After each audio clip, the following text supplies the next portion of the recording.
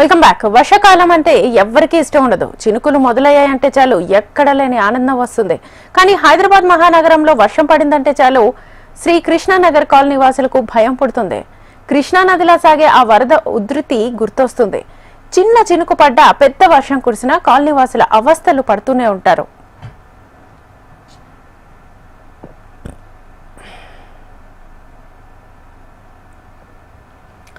వర్షాకాలం మొదలైందంటే చాలు హైదరాబాద్ లో ఉండే లోతట్టు ప్రాంతాల వాసులు హడలిపోతారు. ఎందుకంటే వాళ్లకు వచ్చే వరద కష్టాలు అలాంటివి. కృష్ణానగర్ లో ఉన్న కాలనీ వాసులు పడుతున్న వరద కష్టాలు అంతా ఇంత కాదు. వర్షం పడిందంటే చాలు మోకాళ్ల లోతు వరద నీరు కాలనీలో ప్రవహిస్తూనే ఉంటుంది. వరద నీటితో పాటు మురుగునీరు తోడవడంతో నడవడానికి నరక యాతనగా ఉంటుందని కాలనీ వాసులు చెబుతున్నారు. ఈ మురుగునీటి వల్ల పిల్లలను స్కూల్ కు పంపాలన్నా ఉద్యోగాలకు పోవాలన్నా తీవ్ర ఇబ్బంది ఎదురవుతుందంటున్నారు కాలనీ వాసులు. ఈ రోడ్డుకి 4 పక్కల నుంచి కలుస్తాయి. ఈ రోడ్డు వర్షం నీరు ఒకటి వెంకటగిరి నుంచి, ఇంకొకటి రోడ్ నెంబర్ 10 నుంచి, ఇంకొకటి అన్నపూర్ణ స్టూడియో పక్క నుంచి, ఇలాగ 4 పక్కల ప్రెషర్ అయ్యేసరికి కృష్ణానగర్లో ఉన్న నాలా కానీ మోరీలు కానీ కంజెస్టెడ్ అయిపోయి ఎట్టి పరిస్థితుల్లో నీళ్లు రాగలేని పరిస్థితి ఏర్పడ్డది. దానివల్ల ఏంటంటే ఇక్కడ ప్రజలకు కూడా చాలా ఇబ్బందిగా ఉంది. చిన్న చిన్న పిల్లలు వెళ్తూ ఉంటారు, స్కూల్స్ అవి ఓపెన్ అయ్యి ఈ టైంలోనే ఈ వర్షం ప్రాబ్లం ఉంటుంది. దీనివల్ల ఏంటంటే రాబోయే రోజుల్లో అదంతా శుభ్రంగా నీట్గా ఉంటే బాగుంటుందని ప్రజలందరూ కోరుకుంటున్నారు. వారితో పాటు మేము కూడా ఉంటాము. పోతే ఏంటంటే ఈ రోడ్లో జనరల్గా జనసాంద్రత ఎక్కువ, ఈ రోడ్లోని అయితే ఏంటంటే ఇక్కడ వచ్చి ఇబ్బంది ఏంటంటే ఎన్నో సంవత్సరాల నుంచి ఉన్న మినిస్టర్లే కానీ ఎవరైనా కానీ వస్తూ ఉంటారో తాత్కాలికంగా వెళ్తూ ఉంటారో, కానీ దీని గురించి పెద్దగా పట్టించుకుని చేసి నాదులు ఎవరు కనపడలేదు ఇంతవరకు మాకు.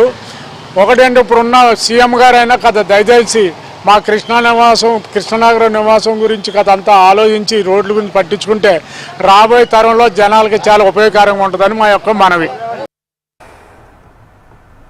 ఎక్కడైనా మనం లేగదూడలను పశువులను కట్టేయడం చూస్తాం. కానీ ఇక్కడి కాలనీ వాసులు మాత్రం బైక్లు సైకిల్ తాళ్లతో కట్టేస్తారు.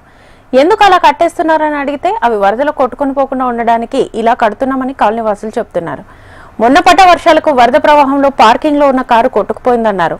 రోడ్డు మీద మురుగునీరు ప్రవాహం మాత్రం ఘోరంగా ఉంటుందని, ఆ మురుగునీటి ప్రవాహంలో నడవడం నరక యాతనగా ఉంటుందని అంటున్నారు. సరైన ఇంకుడు గుంతలు లేకపోవడం, రహదారులు సీసీ రోడ్లుగా మారడం, వరద నీరు సాఫీగా సాగడానికి పైప్ లైన్లు లేకపోవడం వల్ల చిన్న ప్రమాదం మెల్లిమెల్లిగా పెను ప్రమాదంగా మారింది. దీంతో చిన్న చినుకు పడ్డా పెద్ద వర్షం కురిసినా బయటకు రావాలంటేనే నరకం కనిపిస్తుందని చెప్తున్నారు. చిన్న వర్షం కురిసినా వరద ఉధృతి వల్ల రాకపోకలు పూర్తిగా నిలిచిపోతున్నాయని ఆవేదన వ్యక్తం చేస్తున్నారు.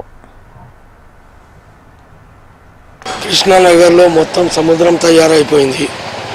దీనివల్ల బిజినెస్ చేయలేకపోతున్నాం. బిజినెస్ మాత్రం జరుగుతలేదు.